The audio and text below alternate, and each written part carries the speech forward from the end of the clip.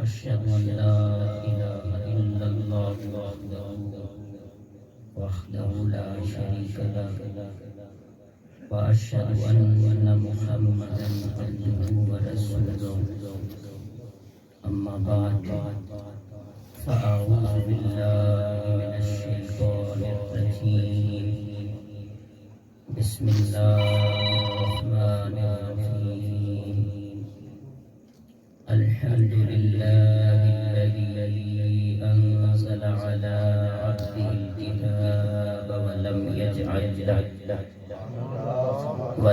يجعل له عوجا صدق الله مولانا العظيم قال الله تبارك وتعالى في شان حبيبه مخبرا وآمرا إن الله وملائكته يصلون على النبي يا أيها الذين آمنوا صلوا عليه وسلموا تسليما اللهم صل وسلم على سيدنا ومولانا محمد وآله وعترته وسلالته وأهل بيته وأصحابه أجمعين الصلاة والسلام عليك يا سيدي يا رسول الله وعلى آلك وأصحابك يا سيدي يا حبيب الله الصلاة والسلام عليك يا سيدي يا رحمة للعالمين وعلى آلك وأصحابك يا سيدي يا خاتم النبيين حمد و صلاۃ کے بعد لائق سچ عزت و تکریم حضرت علامہ بلال رشید صاحب، حافظ شہزاد احمد صاحب اور میزبان محفل محترم جناب خرم قریشی صاحب، آقا کریم علیہ السلام کے ثنا خوان، سادات کرام، علماء کرام، قرب و جوار دور و نزدیک سے آقا کریم علیہ السلام کی محبت اور مودت میں تشریف فرما ہونے والے جمیع ذی قدر احباب، ہمارا یہ بنیادی عقیدہ ہے اللہ ہمارا رب ہے، وہ وحدہ لا شریک ہے، ہر عیب سے پاک، منزہ عن العیوب ہے، حضور جان کائنات صلی اللہ علیہ وآلہ وسلم اللہ تبارک و تعالیٰ کے آخری نبی ہیں، ہمارے راہبر و رہنما ہیں، اور وہ بھی بے مثل و بے مثال معصوم عن الخطا ہیں۔ قرآن مجید اللہ تبارک و تعالیٰ کی آخری کتاب ہے، ہمارے لیے مکمل ضابطۂ حیات ہے، اور ہر شک و شبہ سے پاک اور لاریب کتاب ہے۔ اسی پاک اور لاریب کتاب سے سورہ الکہف کی پہلی آیہ مبارکہ تلاوت کرنے کی سعادت اور عزت اللہ عز سبحانہ نے نصیب فرمائی ہے۔ اسی آیہ مبارکہ کی روشنی میں آج کی اس خوبصورت محفل کی مناسبت سے چند معروضات آپ کے گوش گزار کرنی ہے۔ اللہ تبارک و تعالی سے دعا ہے اللہ تبارک و تعالی تیری زبان پر کلمت الحق جاری فرمائے، اور ہم سب کو آج کا یہ محبت و پیغام سن سمجھ کر اللہ اس پر عمل کرنے کی توفیق عطا فرمائے۔ خالق کائنات کا ارشاد ہے الحمدللہ الذی انزل علی عبدہ الکتاب، سب تعریفیں اس اللہ کے لیے جس نے اپنے بندہ خاص پر کتاب نازل کی، وَلَمْ يَجْعَلْ لَهُ عِوَجًا، اور اس میں کوئی کجی رکھی ہی نہیں۔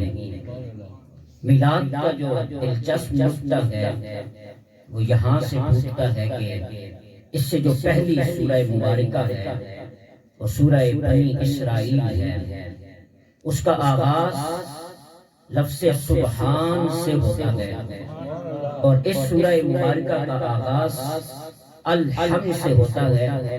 وہاں ارشاد ہے سبحان الذی اسری بعبدہ لیلا من المسجد الحرام الی المسجد الاقصی، یہاں ارشاد ہے الحمدللہ الذی انزل علی عبدہ الکتاب۔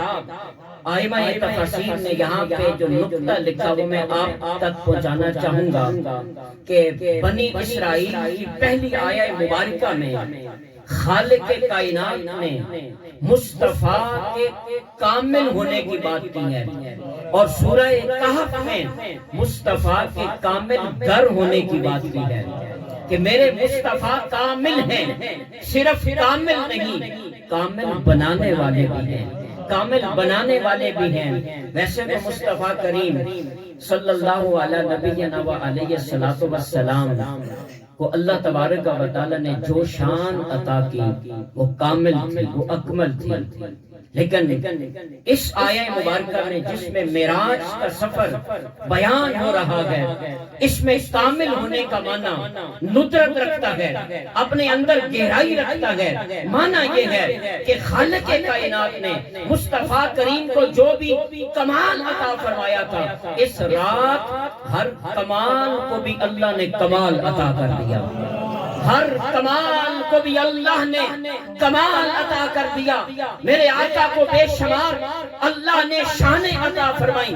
میرے آقا کی شان بشریت بھی ہے، شان روحانیت بھی ہے، شان نورانیت بھی ہے۔ اس معراج کے سفر میں دیکھتے چلے جائیں، شان بشریت اپنے کمال تک پہنچ جاتی ہے، شان روحانیت اپنے کمال تک پہنچتی ہے، شان نورانیت جب اپنے کمال تک پہنچتی ہے نوریوں کا سردار پیچھے رہ جاتا ہے۔ میرے آقا کہتے ہیں جبرائیل رک کیوں گئے؟ عرض کرتے ہیں لو دنوت لان ملت لاخترقت، یا رسول اللہ اگر آگے بڑھتا ہوں تو میرے پورے جل کے راکھ ہو جائیں گے۔ گویا کہ نورانیت بھی پیچھے رہ گئی۔ میرے آقا نور تھے لیکن آج نور کو بھی کمال مل گیا۔ میرے آقا وہاں سے آگے بڑھے، یہاں کے کون جا رہا ہے؟ بشر تو پیچھے رہ گئے، روحانیت اور نورانیت تو پیچھے رہ گئی، یہاں کے کون جا رہا ہے؟ یہ میرے مصطفیٰ کے ہر کمال کو کمال مل گیا۔ میرے آقا نے فرمایا یا ابا بکر والذی بعثنی لم یعرفنی حقیقتاً غیر ربی، ابو بکر قسم مجھے اس رب کی جس نے مجھے حق کے ساتھ مبعوث کیا ہے، میری حقیقت میرے خدا کے سوا کوئی جانتا نہیں ہے، میری حقیقت میرے خدا کے سوا کوئی جانتا نہیں۔ یہ میرے مصطفیٰ کے کامل ہونے کی بات ہے۔ جب کامل ہونے کی بات ہوئی تو بات کو سمجھانے کے لیے میں عرض کرنا چاہوں گا کہ جب کریمی صاحب نعت پڑھ رہے تھے تو جو شعر اچھا لگتا تھا خوش ہو کے دل سے نکلتا تھا سبحان اللہ۔ جب آقا کریم علیہ السلام کی شان بیان ہو، رفعت بیان ہو تو دل کرتا ہے کہ بندہ سبحان اللہ کہے۔ میرے آقا جب بلندیوں پر گئے تو رب نے کہا سبحان الذی اسری بعبدہ۔ اچھا جب بندے کو نعمت ملے تو بندہ کہتا ہے الحمدللہ، جب بندے کو نعمت ملے بندہ کہتا ہے الحمدللہ۔ میرے آقا بلندیوں پہ گئے، کہا سبحان اللہ، وہاں سے غلاموں میں واپس آگے کہا الحمدللہ الحمدللہ۔ علامہ عبد الغفور ازاروی کا جملہ میں نے اپنے مرشد کریم قبلہ شاہ جی ادھر سے سنا، میں یہاں سنانا چاہوں گا آپ کو۔ آپ فرمایا کرتے تھے کہ آقا کریم علیہ السلام کا معراج پہ جانا بھی کمال ہے، لیکن وہاں سے لوٹ کر واپس آنا یہ کمال بالا ایک کمال ہے کہ ان جلوتوں میں ان رفعتوں میں جو چلا گیا وہاں سے لوٹ کر اپنے غلاموں کو سنوارنے کے لیے، اپنے غلاموں کو بلند کرنے کے لیے میرے آقا لوٹ آئے۔ بلندی پہ دیکھا سبحان اللہ، غلاموں کے اندر آگے الحمدللہ، الحمدللہ الذی انزل علی عبدہ الکتاب ولم یجعل لہ عوجا۔ اب آئیے میں آپ کے سامنے یہ عرض کروں کہ اگر میرے مصطفیٰ کامل ہیں اور کامل بنانے والے بھی ہیں تو کوئی نصاب بھی ہونا چاہیے، کوئی نصاب بھی ہونا چاہیے کہ جو کامل نظر تو میرے مصطفیٰ کی ہے لیکن نصاب خالق کائنات نے کتاب دی۔ الحمدللہ الذی انزل علی عبدہ الکتاب، نصاب خالق کائنات نے کتاب دیا۔ اس پہ بحث کرنے سے قبل میں تھوڑا سا آگے بڑھوں گا پھر واپس آؤں گا۔ فرمایا وَلَمْ يَجْعَلْ لَهُ عِوَجًا، اللہ نے اس میں کجی نہیں رکھی۔ اچھا آل محبت نے یہاں لکھا کہ بات عبد کی بھی ہو رہی تھی، کتاب کی بھی ہو رہی تھی، لیکن آگے فرمایا وَلَمْ يَجْعَلْ لَهُ عِوَجًا، ضمیر تثنیہ کی نہیں ہے، ضمیر واحد کی ہے۔ بات عبد کی بھی ہو رہی تھی، بات کتاب کی بھی ہو رہی تھی، رب نے کہا کجی نہیں رکھی۔ وہ معنی یہ ہے کتاب کو اور مصطفیٰ کو جدا نہ سمجھنا، جس طرح کتاب لا ریب ہے اسی طرح میرا مصطفیٰ بے عیب ہے۔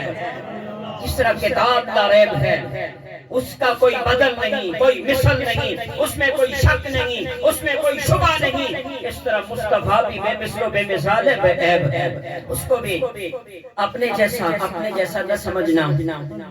آل محبت نے جب آقا کریم علیہ السلام کو دیکھا تو بلکہ میں ایک حوالہ دے کر میں بات کو آگے بڑھاؤں گا کہ حسان بن ثابت رضی اللہ تعالی عنہ نے تو اپنی محبتوں کا اظہار کر ہی دیا تھا۔ وَأَحْسَنُ مِنْكَ لَمْ تَرَ قَطُّ عَيْنِي وَأَجْمَلُ مِنْكَ لَمْ تَلِدِ النِّسَاءُ خُلِقْتَ مُبَرَّئًا مِنْ كُلِّ عَيْبٍ كَأَنَّكَ قَدْ خُلِقْتَ كَمَا تَشَاءُ۔ آپ نے اعلان کر دیا رب نے آپ کو ہر عیب سے پاک پیدا کیا ہے، پاک پیدا کیا۔ وَلَمْ يَجْعَلْ لَهُ عِوَجًا۔ اچھا میں عرض کر رہا تھا کہ نصاب خالق کائنات نے کتاب کی اور کامل بنانے والے میرے مصطفیٰ ہیں۔ کامل بنایا کنہیں؟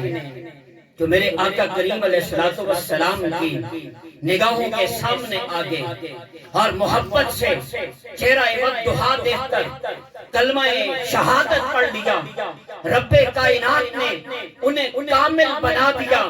لیکن ہم رک کر یہ تلاش کرنا چاہیں گے کہ میرے مصطفیٰ کی نگاہوں نے جنہیں کامل بنایا ان کی ادائیں کیا تھیں، ان کی ادائیں کیا تھیں؟ ان کی ادائیں یہ تھیں کہ وہ جس طرح کتاب کو لا ریب مانتے تھے میرے مصطفیٰ کو بھی ہر عیب سے پاک مانتے تھے۔ یہ ان کی ادا تھی کہ خالق کائنات نے انہیں کامل بنا دیا۔ آقا کریم علیہ السلام کو دیکھنے والے لوگ دو طرح کے تھے۔ بعض لوگ کہتے ہیں فلاں نہیں مانتا، تو میں یہ عرض کرتا ہوں کہ نہ ماننے والوں سے شکوہ نہیں کرنا چاہیے۔ اس دنیا میں ایسے لوگ بھی موجود ہیں جو اللہ کو بھی نہیں مانتے ہیں۔ نہ ماننے والوں نے تو قرآن کو بھی اساطیر الاولین کہہ دیا تھا کہ یہ پہلے لوگوں کی قصے اور کہانیاں ہیں۔ نہ ماننے والوں نے تو اللہ یاز باللہ آقا کریم علیہ السلام کو کیا جادوگر نہیں کہا، کیا مجنون نہیں کہا، کیا ساحر اور دیوانہ نہیں کہا۔ کہنے والے تو یہ بھی کہتے رہے، تو دیکھنے والے دو طرح کے لوگ تھے۔ یہ بے ادب اور گستاخ لوگوں کا انداز ہوتا ہے، آل محبت کا یہ انداز نہیں ہوتا۔ آل محبت کا انداز ان سے جدا ہوتا ہے۔ سمجھانے کے لیے میں اگر عرض کروں کہ جو بے ادب اور گستاخ تھے وہ دیکھتے، وہ کہتے ان کا بھی جسم ہے ہمارا بھی جسم ہے۔ محبت والوں نے کہا تم نے جسم دیکھا ہے، کبھی یہ دیکھا کہ اس جسم پہ کبھی مکھی نہیں بیٹھی؟ بدن تو ہے، ہمارا بھی بدن ہے، ان کا بھی بدن ہے، لیکن اس بدن پہ کبھی مکھی نہیں بیٹھی۔ دوسرے لوگ کہتے ہیں کہ ان کے وجود سے پسینہ نکلتا ہے، ہمارے بھی وجود سے بدن سے پسینہ نکلتا ہے۔ محبت والوں نے کہا تم نکلتا ہوا پسینہ دیکھ رہے ہو، ہم مجھ سے اٹھتے ہوئے خوشبوؤں کے حلے دیکھ رہے ہیں۔ وہ کہتے ہیں کہ ان کا بھی لعاب ہے، ہمارا بھی لعاب ہے۔ آل محبت کہتے ہیں کہ تم لعاب کو دیکھتے ہو، کیا یہ نہیں دیکھا کہ یہ لعاب اگر نکلی ہوئی آنکھ میں لگ جائے اللہ آنکھ جوڑ دیتا ہے، ٹوٹے ہوئے بازو میں لگ جائے اللہ بازو جوڑ دیتا ہے، اللہ بازو جوڑ دیتا ہے۔ وہ کہتے ہیں ان کے بھی دو ہاتھ ہیں ہمارے بھی دو ہاتھ ہیں۔ آل محبت کہتے ہیں تم ہاتھوں کو دیکھتے ہو، ہم ہاتھوں کی پانچوں انگلیوں سے پھوٹتے ہوئے چشمے دیکھ رہے ہیں، تم فقط ہاتھ دیکھتے ہو، ہم یہ دیکھتے ہیں۔ کیا تم نے یہ نہیں دیکھا کہ اگر ان ہاتھوں سے اشارہ ہو جائے تو ڈوبا ہوا سورج واپس پلٹ آتا ہے، چاند مچل کر سینہ چاک کر دیتا ہے، اور درخت جھوم کر مصطفیٰ کے قدموں میں آ جاتے ہیں۔ بے جان پتھروں پہ اگر ہاتھ مس کر لیں تو پتھر کلمہ پڑھنے لگ جاتے ہیں، درود و سلام پڑھنے لگ جاتے ہیں۔ گویا کہ دیکھنے کا انداز ان کا بھی ہے، دیکھنے کا انداز ان کا بھی ہے۔ جو عنوان میں دینا چاہ رہا تھا کہ جو اپنے جیسا سمجھتے رہے وہ گمراہ کے گمراہ رہے، وہ ہلاک ہو گئے، برباد ہو گئے، لیکن مصطفیٰ کو بے عیب ماننے والے ابو بکر بن گئے، عمر بن گئے، عثمان غنی بن گئے، حیدر کرار بن گئے۔ اللہ نے ان کو بلندیاں عطا فرما دی، انہیں کامل کر دیا۔ اب میں آپ کی محبتوں کی نسل آل محبت کا انداز بھی کروں کہ جب وہ دیکھتے تھے تو میرے آقا کی نعت پڑھتے تھے۔ آج ہم جب نعت پڑھتے ہیں تو پھولے نہیں سماتے۔ کریمی صاحب بڑے خوش نصیب ہیں کہ خود بھی نعت خوان ہیں، ان کے بیٹے بھی نعت خوان ہیں۔ یہ بڑی ایک سعادت کی بات ہوتی ہے، انسان کا دل خوش ہوتا ہے کہ میں آقا کریم علیہ السلام کی نعت پڑھوں، لیکن ہم نے دیکھا نہیں ہے۔ آئیے ان سے سنتے ہیں جنہوں نے آقا کو دیکھ کر نعت پڑھی۔ براء ابن عازب رضی اللہ تعالی عنہ، آپ جب آقا کی نعت پڑھتے آپ کہتے ہیں میں نے آقا کریم علیہ السلام جیسا حسین تو دیکھا ہی نہیں۔ کسی نے سوال کر لیا کیا آقا کریم علیہ السلام تلوار کی طرح تھے؟ کہا نہیں، لا بل مثل القمر، میرے آقا تو چاند کی طرح حسین تھے۔ حضرت جابر بن سمرہ رضی اللہ تعالی عنہ تڑپے، آپ نے کہا کہ براء ابن عازب آپ نے چاند کہہ دیا؟ آپ تڑپے، آپ نے کہا رأیت رسول اللہ صلی اللہ علیہ وآلہ وسلم فی لیلۃ ادخیان وعلیہ حلیۃ حمراء فجعلت انی انظر الیہ والی القمر فلہو انی احسن من القمر۔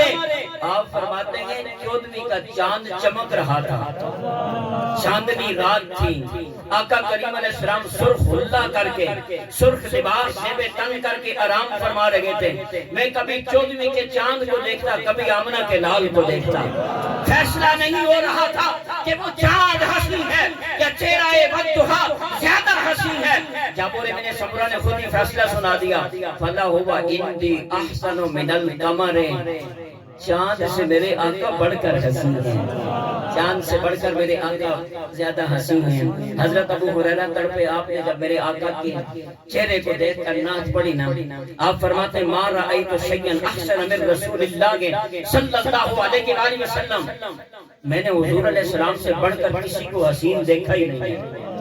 پنجابی میں کہتے ہیں میں نے حضور سے بڑھ کر سونا کسی کو دیکھا ہی نہیں، اتنے سونے تھے، میں نے کسی کو نہیں دیکھا۔ اے ابو ہریرہ ذرا کیفیت بیان تو کریں تاکہ پتہ چلے میرے آقا کیسے تھے۔ آپ فرماتے ہیں کأن الشمس تجری فی وجہہ اذا ضحک یتلألؤ فی الجدر، لگتا یہ تھا کہ سورج میرے آقا کے چہرے میں گردش کر رہا تھا، اتنا حسین چہرہ۔ اور میرے آقا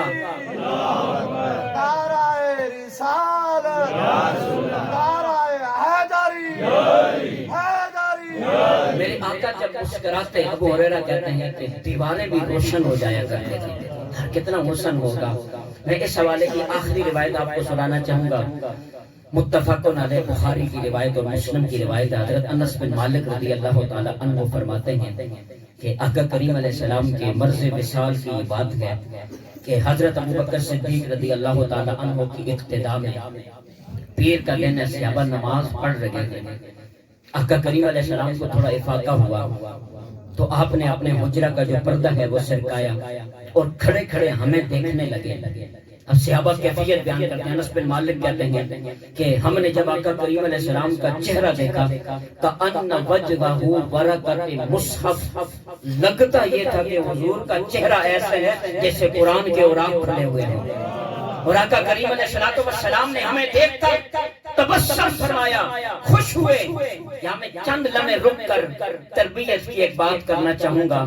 میرے مرشد کریم حضور مفکر اسلام کی بلا شاہ جی حضور نے اس حدیث مبارکہ کے ضمن میں بڑا زبردست نقطہ لکھا، ایک جملہ لکھا۔ آپ نے کہا آقا کریم علیہ السلام نماز پڑھنے والوں کو دیکھ کر اتنا خوش ہوتے ہیں کہ انہیں لفظوں میں بیان نہیں کیا جا سکتا۔ نماز پڑھنے والوں کو دیکھ کر میرے آقا اتنے خوش ہوتے ہیں کہ انہیں لفظوں میں بیان نہیں کیا جا سکتا۔ میں آپ تک یہ آج کی محفل کا ایک نقطہ پہنچانا چاہ رہا ہوں۔ میرے آقا کی نعتیں پڑھنے والوں، میرے آقا کی محبت میں جھنڈیاں لہرانے والوں، لائٹیں کرنے والوں، درود و سلام پڑھنے والوں، ان باتوں سے میرے آقا خوش ہوتے ہیں۔ جی ضرور خوش ہوتے ہیں، لیکن اس سے بھی بڑھ کر میرے آقا اس بندے پر خوش ہوتے ہیں جس کی زمین بے نیاز کے سامنے جھک جاتی ہے، جو خدا کے سامنے جھکتا ہے۔ میرے آقا خوش ہوتے ہیں۔ میرے آقا نے فرمایا نماز میری آنکھوں کی ٹھنڈک ہے۔ میرے آقا کو خوش کرنا چاہتے ہو تو ہمیں نماز بھی پڑھنی ہوگی۔ آقا کریم علیہ السلام نے فرمایا جو بندہ نماز کا اہتمام کرتا ہے قیامت والے دن نماز اس کے لیے نور بھی ہوگی، اس کے لیے دلیل حجت بھی ہوگی اور نجات کا ذریعہ بھی ہوگی۔ لیکن جو آدمی نماز کا اہتمام نہیں کرتا قیامت والے دن نہ اس کے لیے نور، نہ نجات اور نہ ہی حجت، کچھ بھی نہیں ہوگا۔ آخری جملہ اس حدیث کا انسان جب سنتا پڑھتا ہے تو لرز جاتا ہے۔ فرمایا قیامت والے دن اس کا حشر فرعون، حامان اور ابی بن خلف کے ساتھ ہوگا۔ آقا کریم علیہ السلام سے درود پڑھنے والے کب گوارا کریں گے کہ وہ فرعون کے ساتھ کھڑے ہوں، وہ حامان کے ساتھ کھڑے ہوں، وہ ابی بن خلف کے ساتھ کھڑے ہوں؟ جب نہیں کھڑا ہونا چاہتے تو آج کی مجلس کا پہلا پیغام یہ ہے کہ آج یہاں سے تحیہ کر کے اٹھیں گے، کچھ بھی ہو جائے انشاءاللہ ہماری نماز قضا نہیں ہوگی۔ یہ آج کا پہلا پیغام ہے۔ اور اگر میں واپس حدیث پہ جاؤں تو ایک محبت کا نقطہ بھی ہے۔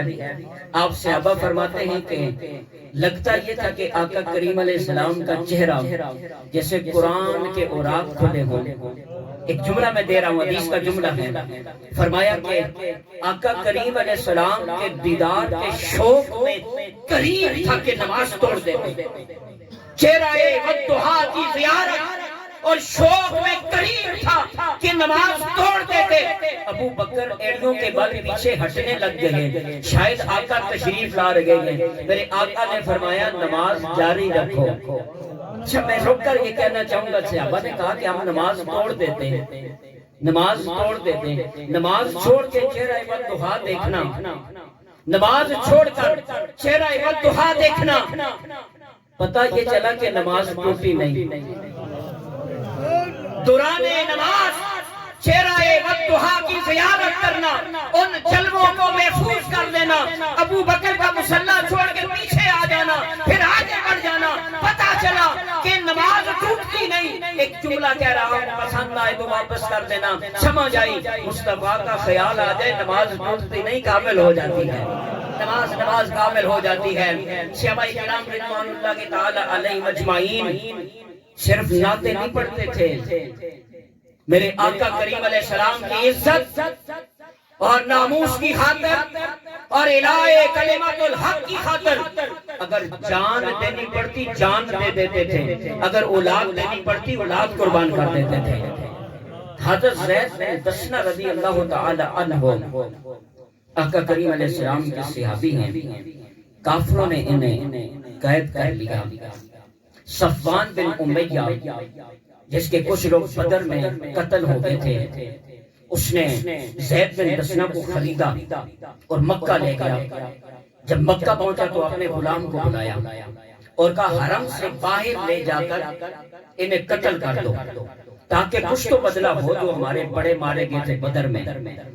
لیکن ساتھ اس نے جو عرب کے مکہ کے جو بڑے سردار تھے انہیں کہا کہ آپ ہمارے ساتھ باہر آئیں، آج تماشا قتل دیکھنا ہے۔ یہ اپنی اپنی قسمت ہوتی ہے، کوئی کون سے تماشے دیکھتا ہے، کوئی کون سے تماشے دیکھتا ہے۔ آپ مبارکباد کے مستحق ہیں، آپ ہر تماشا چھوڑ کر آپ مصطفیٰ کی محبت کی محفل میں آ گئے۔ کہا کہ آؤ تماشا قتل دیکھتے ہیں۔ سارے سردار باہر نکلے، نکلے، جس جملے کے لیے روایت سنائی وہ جملہ آ گیا، حضرت ابو سفیان جنہوں نے بھی کلمہ نہیں پڑھا تھا، فتح مکہ کے پہلے کی بات ہے، آپ نے مخاطب کیا زید بن دسنا کیا پسند کرتے ہیں کہ آپ کی جگہ محمد عربی ہوتے ہیں صلی اللہ علیہ وآلہ وسلم، انہیں شہید کر دیا جاتا اور تمہیں چھوڑ دیا جاتا، تم سکون اور اطمینان سے اپنے گھر چلے جاتے؟ حضرت زید بن دسنہ رضی اللہ تعالیٰ عنہ تڑپے، آپ نے کہا تم یہ کہتے ہو کہ حضور علیہ السلام میری جگہ شہید ہو جائیں اور میں گھر چلا جاؤں؟ میں اس جگہ ہو کر بھی یہ پسند نہیں کرتا کہ میرے آقا اپنے گھر میں ہوں اور ان کے پاؤں میں کانٹا بھی چبھے، ان کے پاؤں میں کانٹا بھی چبھے۔ جناب میں یہ برملا جملہ کہنا چاہوں گا کہ بڑی بڑی محبت کے دعوے کرنے والے جب مشکل پڑے نا محبت کو بھول جاتے ہیں، بڑے بڑے محبت کے دعوے دار جب مشکل پڑتی ہے محبت بھول جاتی ہے۔ میں پہلوں کا حوالہ کر دینا چاہوں، حضرت زلیخا رضی اللہ تعالی عنہا یوسف علیہ السلام سے محبت کا بڑا دعویٰ تھا، لیکن جب اپنی خواہش کی تکمیل چاہیے، یوسف علیہ السلام جب باہر کی طرف بھاگے تو ہر دروازہ کھلتا چلا گیا، جب آخری دروازے میں پہنچے تو عزیز مصر بھی آ گیا۔ حضرت زلیخا جو محبت اور عشق کی باتیں کرتی تھی بھول گئی، کہا کہ اس شخص کے بارے میں کیا خیال ہے جو تیری اہلیہ سے بدی چاہے، سوائے اس کے اس کو قید کر دیا جائے۔ جناب وہ محبت کا جو دعویٰ تھا جب اپنے اوپر پڑی تو بھول گئی۔ زید بن دسنہ نے بتا دیا کہ ہماری جان جاتی ہے تو چلی جائے، ہم محمد عربی کا ساتھ نہیں چھوڑ سکتے، ہم محمد عربی کا ساتھ نہیں چھوڑ سکتے۔ شاہ احمد رضا خان بریلوی علیہ رحمہ نے غالباً اس کو نقشے کو کھینچا اور اپنے اشعار میں بند کیا۔ آپ نے کہا کہ حسن یوسف پہ کٹی مصر میں انگشت زنا، سر کٹاتے ہیں تیرے نام پہ مردان عرب، سر کٹاتے ہیں تیرے نام پہ مردان عرب۔ بڑے شعراء اور ناطقان بیٹھے ہیں، لیکن یہاں پر شاہ احمد رضا خان بریلوی کا تخیل اور اس تخیل کی بلندی دیکھیں اور ان کا عشق دیکھیں کہ آپ نے اس شعر میں صنعت تضاد بیان کیا، اور اہل ادب جانتے ہیں کہ وہ شعر جس میں صنعت تضاد بیان ہوا وہ اہل ادب سے داد لیے بغیر نہیں رہ سکتا۔ آپ نے کہا حسن یوسف، وہاں حسن کی بات کی، مصطفیٰ کی بات ہے نام، یہاں حسن نہیں ہے یہاں نام، ادھر حسن یوسف، ادھر تیرے نام، ادھر کہا انگلیاں، یہاں کہا سر، وہاں کٹی، یہاں کٹاتے ہیں، وہاں بے اختیار بغیر قصد بغیر ارادے کے فروٹ کاٹا جا رہا تھا، پھل کاٹے جا رہے تھے، انگلیاں کٹی، یہاں سر کٹے نہیں سر کٹا دیتے ہیں۔ یہ میرے مصطفیٰ کے غلام ہیں، وہاں حسن ہے یہاں نام ہے، وہاں انگلیاں ہیں یہاں سر ہے، وہاں کٹی یہاں کٹاتے ہیں، وہاں عورتیں ہیں یہاں مرد ہیں، وہاں مصر ہے یہاں عرب ہے۔ مصر اور عرب کا نقطہ بھی بڑا واہ ہے۔ مصر والے تو محبت اور عشق کے شیدائی تھے، وہ تو حسن کے سامنے اپنا سب کچھ قربان کر دیتے تھے، لیکن عرب کے لوگ ان کی شاعری پڑھیں، ان کا ادب پڑھیں، جنگ نظر آئے گی، جنگ و جدال نظر آئے گا، لڑائیاں نظر آئیں گی، مقابلے نظر آئیں گے۔ شاہ احمد رضا خان بریلوی فرماتے ہیں کہ وہ جو حسن سے نا آشنا تھے وہ بھی اپنے سر محمد کے سامنے کٹا رہے ہیں، وہ بھی اپنے سر محمد عربی صلی اللہ علیہ نبینا و علیہ السلام کے سامنے کٹا رہے ہیں۔ الحمدللہ الذی انزل علی عبدہ الکتاب ولم یجعل لہ عوجا۔ تو نصاب کتاب ہے۔ میرا تربیت کا نقطہ دوسرا یہ ہوگا کہ کتاب بھی پڑھنی چاہیے، قرآن مجید کی تلاوت بھی کرنی چاہیے۔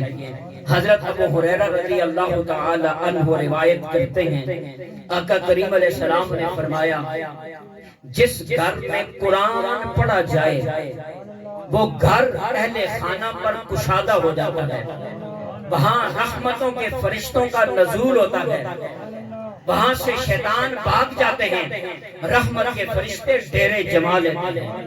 اور جس گھر میں قرآن نہ پڑھا جائے اس گھر میں نحوستیں اترتی ہیں، شیطان ڈیرے جما لیتے ہیں، رحمت کے فرشتے چلے جاتے ہیں، گھر اہل خانہ پر تنگ ہو جاتا ہے۔ پھر جب گھر میں جائیں تو اکثر لوگ شکایت کرتے ہیں جب گھر میں آتا ہوں تو طبیعت تنگ ہوتی ہے، گھبراہٹ سی ہوتی ہے، دل کرتا ہے باہر نکل جاؤں۔ وجہ کیا ہے؟ گھر تو بڑا کشادہ ہے، دل تنگ کیوں ہوتا ہے؟ اس لیے کہ جس نے سکون دینا تھا، جس نے اطمینان دینا تھا، وہ کتاب تو کبھی کھولی نہیں، تو اطمینان کہاں سے آئے؟ دفعتاً ایک محبت کی بات مجھے یاد پڑی۔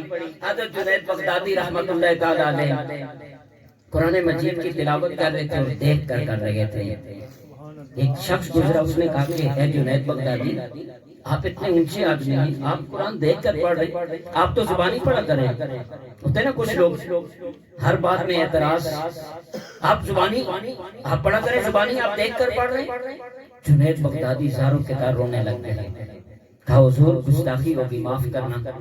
آپ رونے لگ گئے، وجہ کیا بنی؟ کہا میں تجھے وجہ بتاتا ہوں، جب میں قرآن کھولتا ہوں نا تو ہر حرف میں حسن مصطفیٰ دیکھتا ہوں۔ جب میں قرآن کھولتا ہوں، اس کی آیتوں میں، اس کے لفظوں میں، اس کے حروفوں میں مجھے چہرہ والضحیٰ نظر آتا ہے، مجھے چہرہ والضحیٰ نظر آتا ہے۔ جب یہ بات میں نے پڑھی، میں سوچنے لگ گیا ہر شخص تو جنید بغدادی ہو نہیں سکتا کہ قرآن کھولے اور اس میں حسن مصطفیٰ کے جلوے دیکھے۔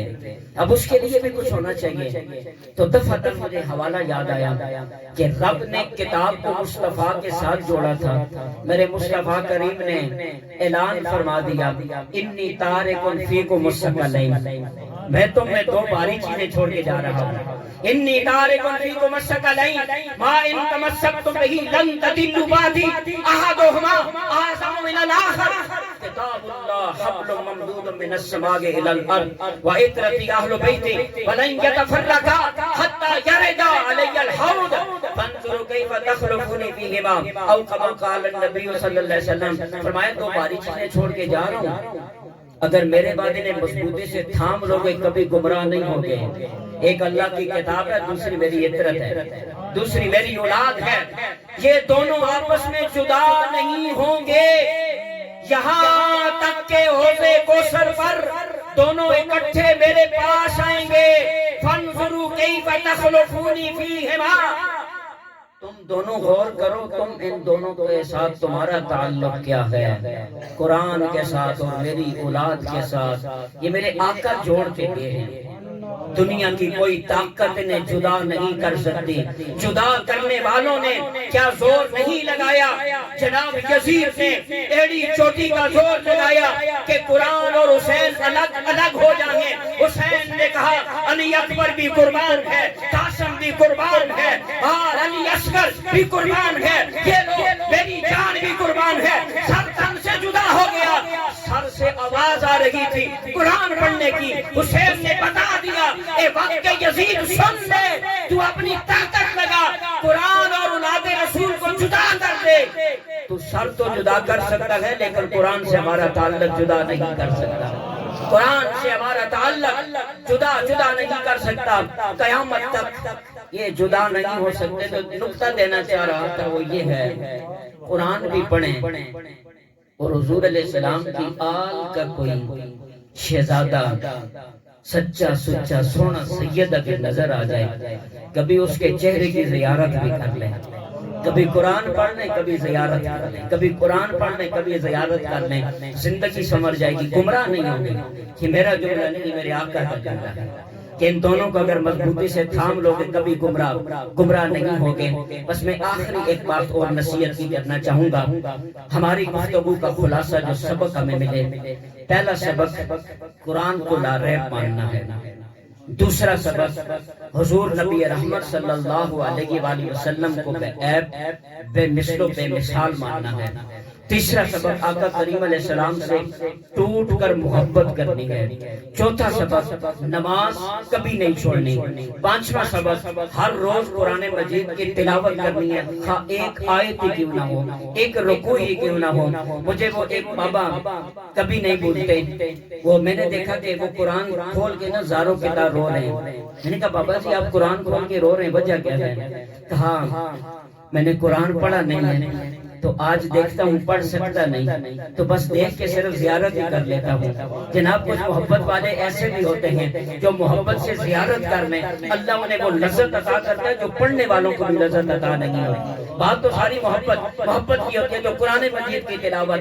آخری بات میں سنانا چاہوں گا، حضور نبی رحمت صلی اللہ علیہ وآلہ وسلم تشریف فرماتے، آپ نے وضو کا پانی منگوایا، آقا کریم علیہ السلام نے وضو کیا تو پانی بچ گیا، صحابہ کرام نے جلدی جلدی نا پانی پی لیا۔ آقا کریم علیہ السلام کے صحابہ بڑا ادب کرتے تھے، آقا کریم علیہ السلام کے وضو کا پانی اپنے ہاتھوں پہ لے کر نا چہرے پہ بھی مال لیتے تھے، تو بچا ہوا پانی پی لیا۔ آقا کریم علیہ السلام نے پوچھا ہے صحابہ، یہ وضو کا بچا ہوا پانی پینے پر کس چیز نے تمہیں ابھارا، کس چیز نے مجبور کیا، کس نے تمہیں سکھایا کہ وضو کا بچا ہوا پانی تم نے پی لیا؟ کہا کہ اللہ اور اللہ کے رسول کی محبت نے ہمیں اس چیز پر ابھارا کہ ہم بچا ہوا پانی پی لیں۔ اچھا، جو جملہ دینا چاہ رہا تھا وہ اگلا ہے۔ آقا کریم علیہ السلام نے فرمایا، کیا تم چاہتے ہو کہ اللہ اور اللہ کا رسول تم سے محبت کرے؟ کیا تم چاہتے ہو کہ اللہ اور اللہ کا رسول تم سے محبت کرے؟ آپ تو محبت میں یہاں آئے بیٹھے ہیں، میرے آقا فرماتے ہیں کہ تم نے محبت میں پانی پیا، کیا چاہتے ہو کہ اللہ اور اللہ کا رسول بھی تم سے محبت کرے؟ کون شخص نہیں چاہتا؟ ہر شخص چاہتا ہے۔ آقا کریم علیہ السلام نے 3 باتیں فرمائی، میرے آج کے درس کا آخری سبق بھی یہی ہے۔ آپ نے فرمایا، جب امانت رکھوائی جائے تو اسے ادا کرو، جب بات کرو تو سچ بولو، اپنے ہمسائے اور پڑوسی ان کے ساتھ اس نے سلوک سے پیش آؤ۔ یہ 3 کام تم کر لو، سنت میں دے رہا ہوں، اللہ بھی تم سے محبت کرے گا، اللہ کا رسول بھی تم سے محبت کرے گا، تم اللہ کے محبوب اور پیارے پیارے بن جاؤ گے۔ علامہ بلال رشید صاحب کی محبتوں کا میں بارے دیگر شکریہ ادا کروں گا۔ آپ تمامی احباب کے لیے دل سے دعا ہے، اللہ تعالیٰ ہم سب کو آقا کریم علیہ السلام کی محبت، اللہ پاک اپنی محبت ہمیں عطا فرمائے، اہل بیت اطہار کی محبت مودت، صحابہ کرام کا ادب، اولیاء کاملین کی تعظیم، قرآن مجید کی تلاوت، اپنی بندگی کے نور، اللہ یہ چیزیں ہمیں عطا فرمائے۔ وما علیہ الا البلاغ۔